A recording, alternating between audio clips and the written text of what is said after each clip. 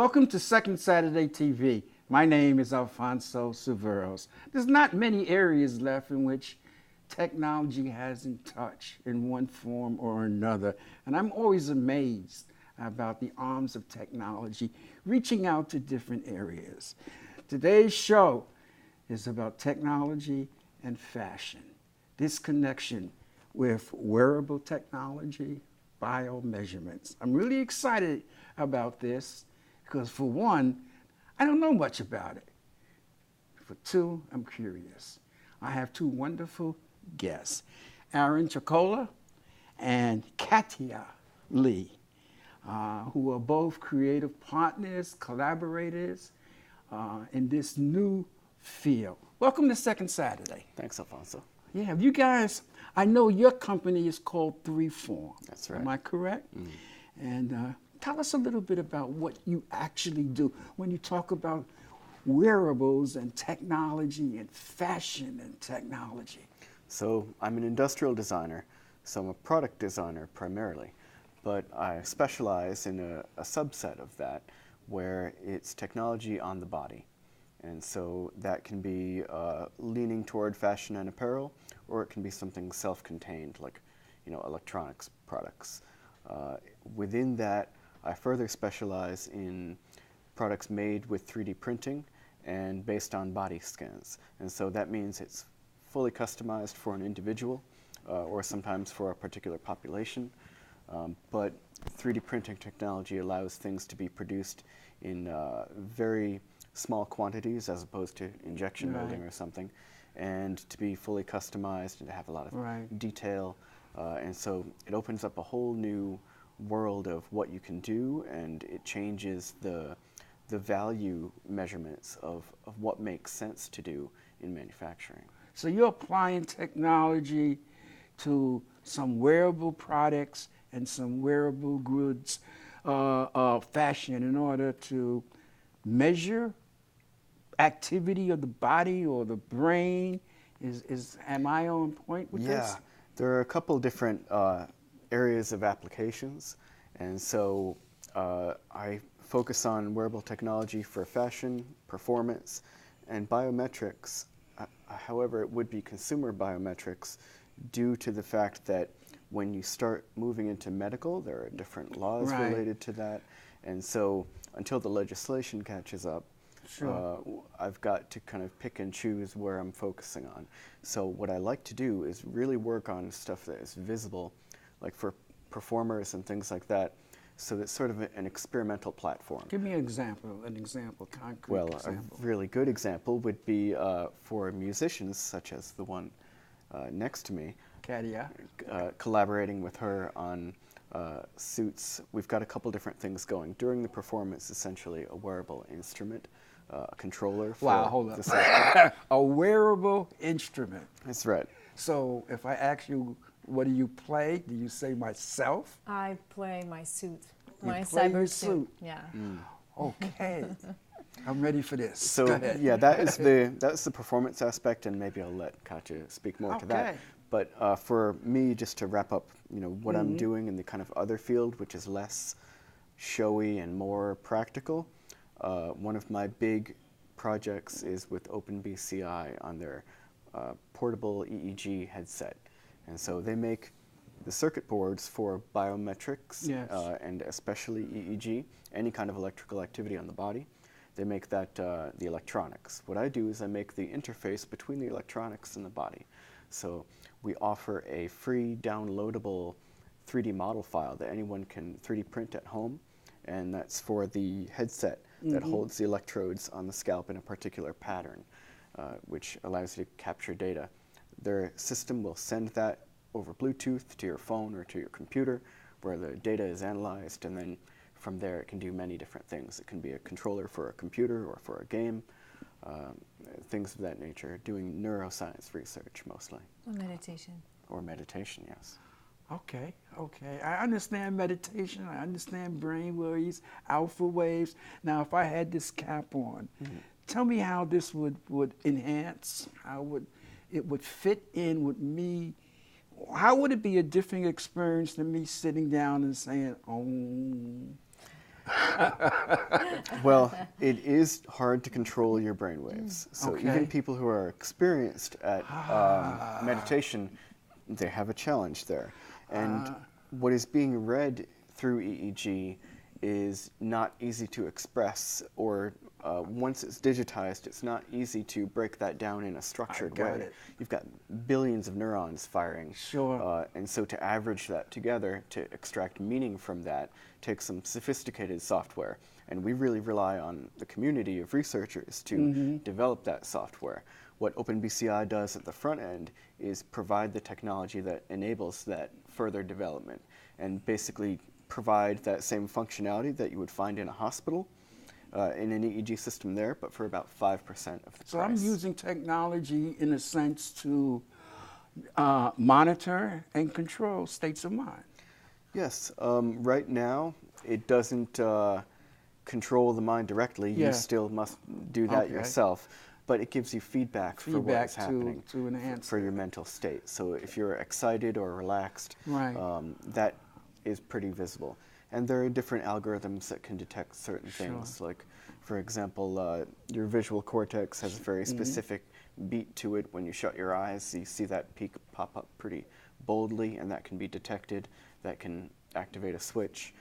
There are people who are making this a controller so that if you're paralyzed, you'll be able to more easily interact with your computer. Right. Oh, and I think I mentioned it to you. Is that the technology that will allow a paralyzed person to move a cursor on a computer screen? Yeah, Am I? and typing is what they're working on. So disorders like ALS, where it's a neurodegenerative and eventually you're going to lose most of your muscle control, you can use EEG technology or use that same platform, electrical measurement, to measure other muscles like oculography around the eyes to control the cursor. And then if you have even the slightest muscle signals in your jaw or arms, you can put sensors on there and you can use that to activate, the mouse click sort of thing. So any body part, basically. Yeah, you've got a lot Just of about. muscles. That's basically the pipes, the wires in and out of your brain. Right. They're all there. So EEG is kind of getting in Gotcha. to the overall picture of your brain activity, whereas you can just measure the nerve output and control a variety of things. Right. Now connect that with music for me. Well, this is how we met. I just manifested someone who would help me to work on my cyber suit because I had this frustration that I couldn't connect my fashion and my music, but I wanted to do both. Okay. And you have a background in both. I have a background in both. Yes, I'm a artist, performing, touring musician. Had a pop career in my country, and Which is? Russia.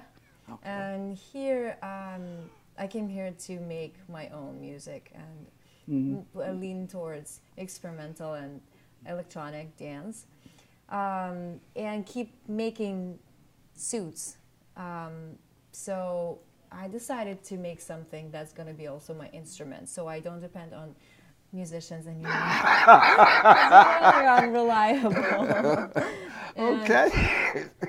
So I met Aaron, and we came up with this idea of a suit will be partially made of fabric and partially 3D printed, like a corset, and we'll have maybe buttons, maybe sensors, and also so I can trigger parts of my multi-track, just the guitar or just the bass, or have sensors on my wrists and do the drums, just the gestures, and that will be live. That will be very entertaining, I'm guessing, for people. Yeah. And also those sensors can affect my voice, just delay, reverb, filter up, filter down. Wow, that's amazing. And for that, I needed Aaron to scan me, to 3D print me many times. She's all digitized. In many different sizes. Are other people doing this? Musicians or singers? Or is this cutting edge? Imogen Heap is working on gloves, which are connected to Ableton, just the same technology I'm doing, but it's very, very complex, and it's more for writers and for I guess it's super technical, you know. Yeah. When I went to the first, I was there when she was presenting them, and it was entertaining for me and for 20 other musicians. Everybody else couldn't understand what was happening because she was basically writing music and recording it on the fly with every gesture of her finger. Yeah. Well, here we will have pre-recorded track, and I will trigger just the bass or just the drums or just the guitar or certain instruments, and I can loop it or I can take it out, take it in, and sing, and also affect my voice. Wow, it's a total experience. The key is the technology. We wanted something something futuristic because, you know, time goes on, we go to Cosmos, but the concept of performance art is still, I don't know, in like the 70s. It's the band behind you. Yeah. But yeah. So if I had this cyber suit, and I love that term. If I had this cyber suit on. It also will light up. It will have lots even of LEDs. Better. Yeah, so it will respond to even the music. better. So yeah. I can create a song, a whole musical piece just by my movements and touching parts of this suit. It's a lot of it is composed beforehand. Okay. So what we don't have is like a keyboard, you know, where it's individual notes. Okay. So it's primarily effects. Yes, but it's kind of like Lego. You can like. So I was thinking in terms of improvisation, Yes, like for you jazz. Can. You can switch things, or you can make them longer, or you can go on for solo, or you can just keep singing just with the beat. I got you. And then everything kicks in. I got you. Yeah. That's amazing. So there is this flexibility. Wow. I went to your website, and there's a number of fascinating products on this website. But I was really interested in this empathy interaction. Okay. So that is using the same biomeasurement system with OpenBCI. That was done as a art piece. Right. With it was through a program called Artahack in Manhattan, through the Volumetric Society, sponsored by ThoughtWorks. And basically the idea was that I worked with another artist, Eva Lee, who had an idea to measure brain interaction, two people simultaneously, to sort of correlate what the similarities and differences are, and to sort of quantify, in a sense, at least visually, the connection between two people. So this is really measuring your true feelings, even though you're smiling at me. This is going to tell me your true, in a sense, what's going on up here. Well, the interesting thing about it is the data is very pure. So there's not a layer of abstraction or interpretation or meaning that we're projecting onto it. It is your brain activity being fed through a visualization program and projected on the screen behind you. So it's very pure in that sense. So there's no kind of alteration of the meaning. It really is the aesthetic choices for the presentation and just purely what comes from the people participating. Amazing. Absolutely amazing. It may, in the future, it has the possibility of leading, and I'm not sure, I'm just throwing this out there, any therapeutic effects in terms of people who lack empathy, and I'm thinking mainly of folks who are classified as sociopath, or someone who may have the tendency to become a sociopath, and we can detect the lack of this activity, and then create interventions that may prevent that from developing. So in that case, yes, the two signals would not be as well correlated. Yeah. You wouldn't see the connection effect that they've measured in the lab using this technology. Although you could probably gather that in an interview process as well. I know, but it's much more fun with the technology stuff. Okay. All right. There was another piece in which you guys were working on with the hats. That was brainwave activity, correct? Oh, yes. So we've got, in terms of other stuff we're working on, we mentioned the cyber suit, which is a performance, but she does all kinds of these jumpsuit designs. And so we're working on other sensor integration projects using that as well. And how would you integrate the sensors into jumpsuits? For what purpose? Well, at first we just started thinking about cybersuit. What else can we do? Oh, let's put the screen here and put all the vitals. Let's put those sensors where the muscles are, where sensors close to the skin. So if I'm working out, I can automatically get a feedback. Yeah, you just just see what's let your me check my heart rate. Yeah, just simple things. But then, so it's one of the jumpsuits where we'll have some open parts where the sensors will be. Yeah. And really the purpose was just to have it in a smart suit. Okay. It's not like saving the lives. Right, I got you. It's an experimental platform where we're developing it. But the way that the design is, it makes it possible to open up and change the configuration of it. So it's not a single product. It's easily adaptable into many applications. That's the whole thing about this technology. It's and correct me if I'm wrong, in many ways it's in its early stages. And so the application may 20 years from now may be in a way in which none of us thought of or thinking of today. So it's totally possible today, but it is not yet a mature technology. So much like, the internet or telephone was 20 years ago, we had it, but it's not the same thing. Yeah. Tell about AI. The vision The recognition, the face recognition. So emotion. we've got a lot of things in the pipeline. We had to involve AI for sure. And I don't want to let off too much of the things before Is they're this done, with facial and facial recognition in terms of emotional states? Or? Yes, actually. So let me explain this real quick. We're doing a lot of projects with wearable cameras, and to add some intelligence to the camera beyond just like a GoPro or something like that requires a different system. And there is a system that's available. It's very low cost. It uses a single board computer called the Raspberry Pi, which is a very inexpensive reprogrammable computer.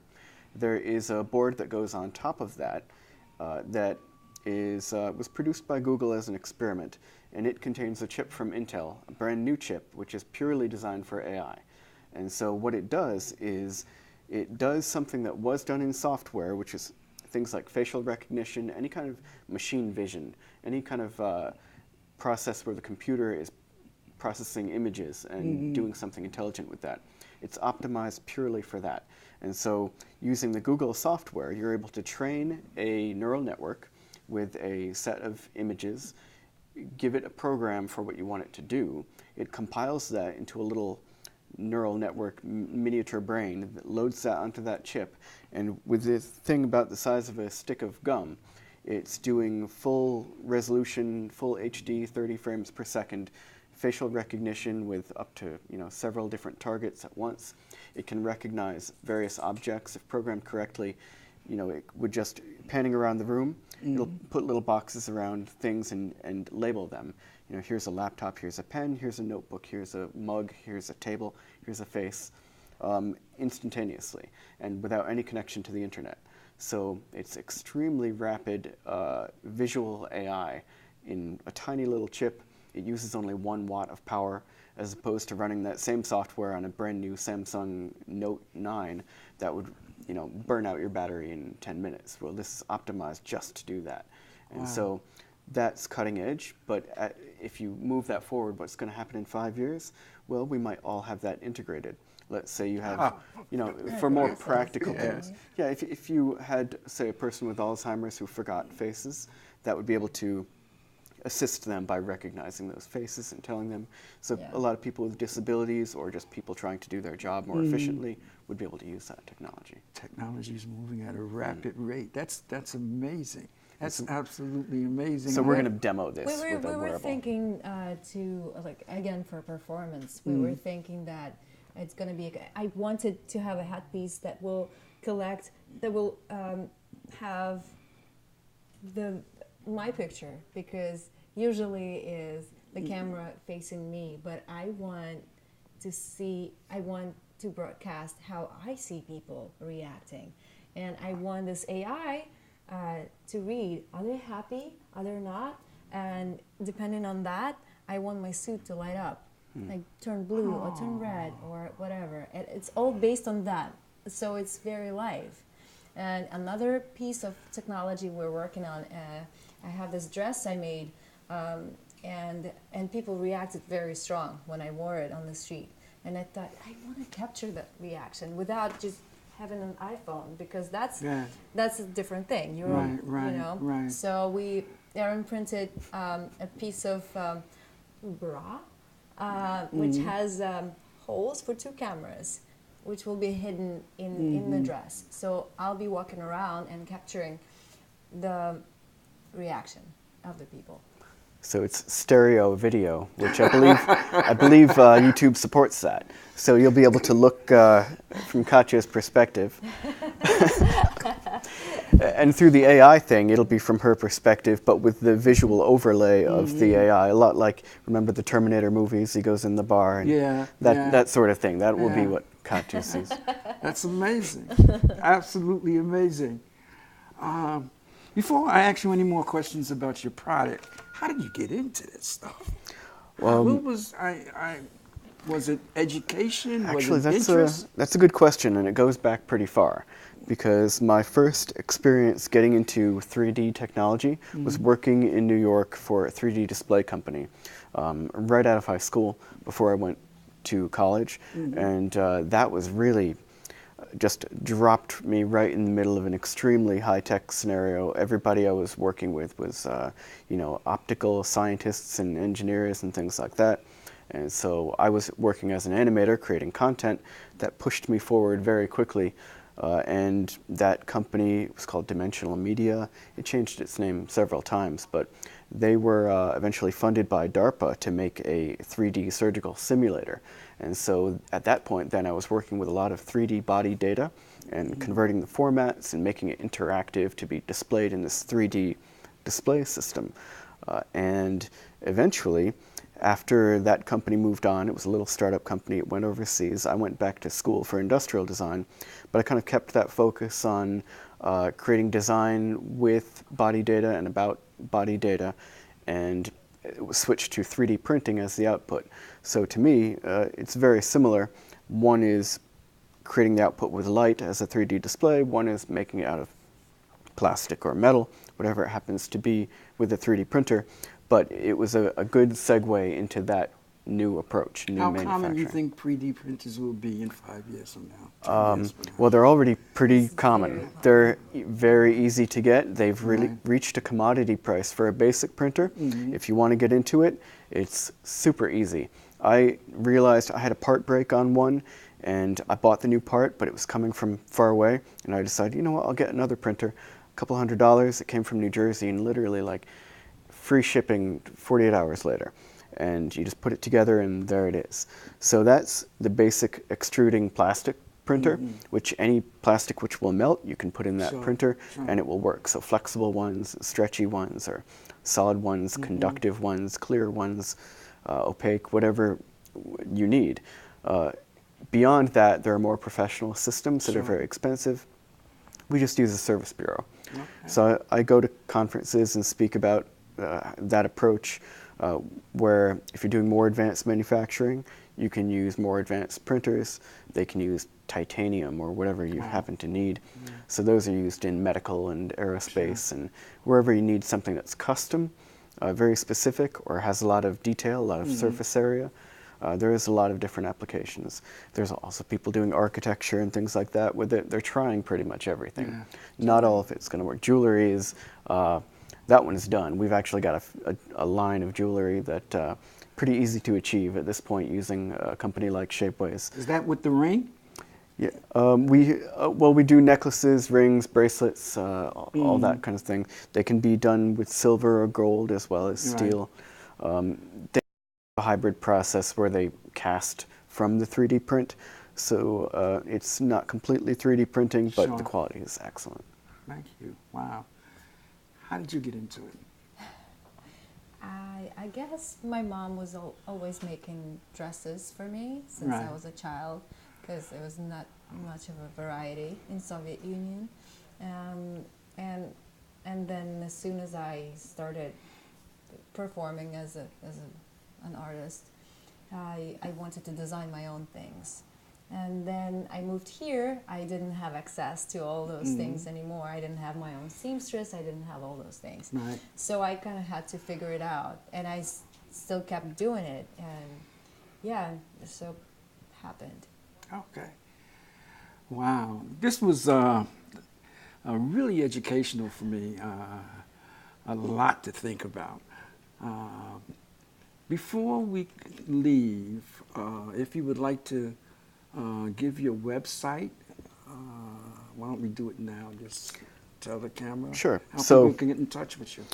I'm at 3formfashion.com, and you can also just email directly 3formfashion@gmail.com. And if you're in New York, you might want to check out a show that Katya and I have coming up on September 22nd, World Maker Fair.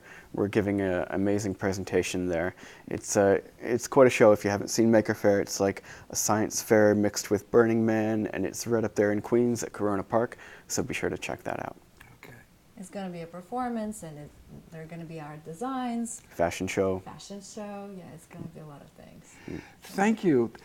Usually when I'm interviewing somebody, I have do my homework and have knowledge of the topic. But this was a tough one for me. So it's new exposure to new technology. I want to thank you both for being on the show. I enjoyed it.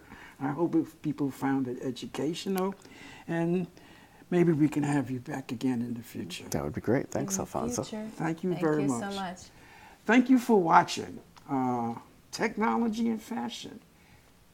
You have their web pages. Check it out. The show coming up. And I'll see you again on the next second Saturday.